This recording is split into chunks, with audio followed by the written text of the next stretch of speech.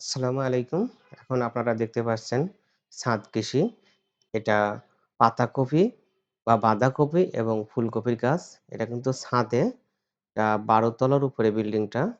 এই দেখুন সুন্দর পাতাকপি হয়েছে। এর সাথে পালং শাক। আর এটা হলো ফুলকপির গাছ। এই যে এটা যে বড় এই যে এখন দেখুন এই যে ফুল এখনো আসেনি। আর এই যেটা হলো ক্যাপসিকাম গাছ। এই দেখুন দূরে দেখা যাচ্ছে। ছাদের উপর গাছগুলো কি সুন্দর হয়েছে। অনেক সুন্দর এটা। এই দেখুন ক্যাপসিকাম ধরে আছে। এই যে ছোট গাছে। এই দেখুন অনেক সুন্দর ছোট গাছে ক্যাপসিকাম।